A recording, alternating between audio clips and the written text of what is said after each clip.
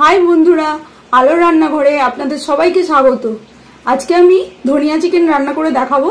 তো চলুন কথা না বাড়িয়ে বেশি দেখে নিই ধনিয়া চিকেন রেসিপিটি কেমন করে করতে হয়। আর যদি ভালো লাগে অবশ্যই কমেন্ট করে জানাবেন যে কেমন লাগলো এবং একটা লাইক দিয়ে দেবেন। ধনিয়া চিকেন বানানোর জন্য আমি প্রথমে 1 কেজি চিকেন ভালো করে ধুয়ে নিয়ে নিয়েছি। এর মধ্যে দেব নুন,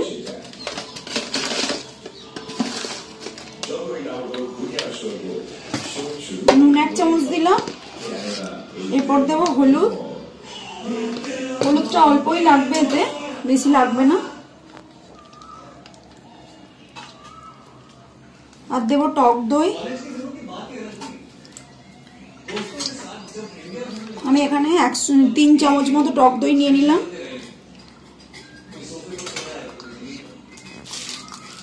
আর দেব গোলমরিচ গুঁড়ো, 1/2 চামচ মতো গোলমরিচ গুঁড়ো দিলাম। এবারে এটাকে পুরো ম্যারিনেট করে দেব।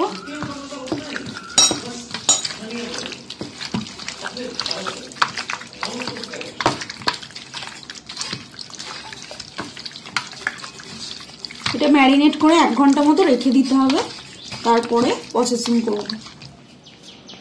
এবারে আমি ধনেপাতাগুলো আর লঙ্কা মিক্সিতে পেস্ট করে নেব।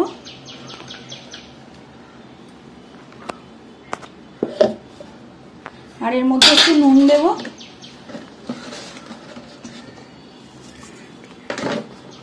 দিয়ে এটা এবার মিক্সিতে পেস্ট করব। আমি কড়াতে তেল দিয়ে নিয়েছি। এবার এর মধ্যে দেব কটা জিরে ফোড়ন,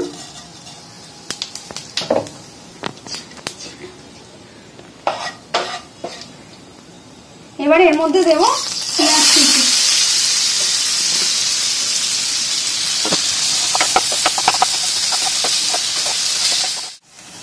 পেঁয়াজটা ভাজা হয়ে গেছে। এবারে আমি এর মধ্যে দেব 1 চামচ রসুন, তারপরে দেব 1 চামচ আদা বাটা,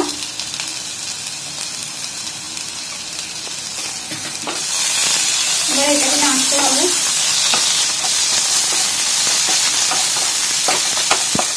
এর মধ্যে দেব 1/2 চামচ মতো গুঁড়ো লঙ্কা,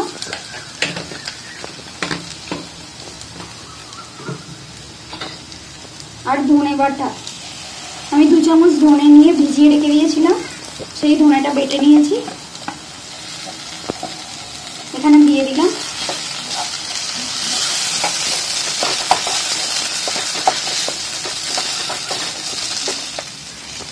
এর মধ্যে একটু চিকেন কারি মশলা দিয়ে দেবো আমি। এতে বিশেষ কিছু মশলা পড়বে না সেরকম ভাবে, আর একটু চিকেন কারি মশলা দিলাম। এবারে এর মধ্যে ম্যারিনেট করা চিকেনটা দিয়ে দেব।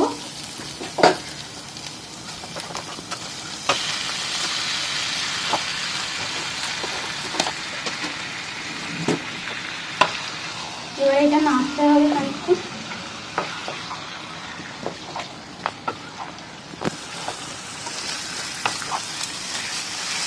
এরপর আমি ধনেপাতা আর কাঁচা লঙ্কার পেস্টটা দিয়ে দেব।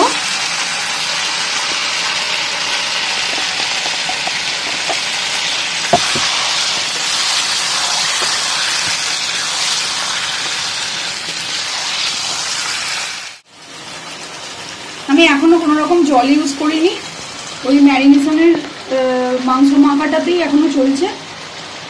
15 মিনিট ধরে আমি কষছি। এবার লো করে একটু ঢাকা দিয়ে দেবো।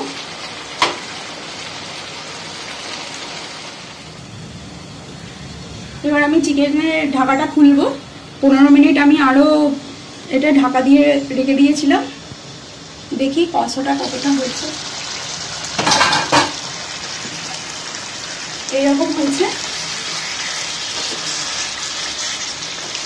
মোটামুটি রেডি হয়ে গেছে চিকেনটা। এবারে এর মধ্যে আমি একটু কসুরি মেথি অ্যাড করব।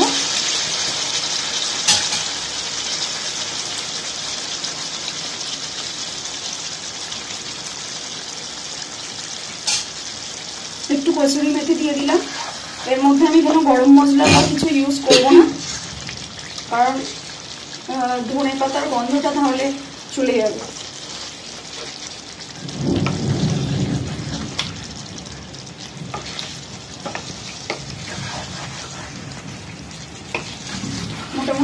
হয়ে গেছে আমাদের ধনিয়া চিকেন। এবারে আমি এটা নামাবো।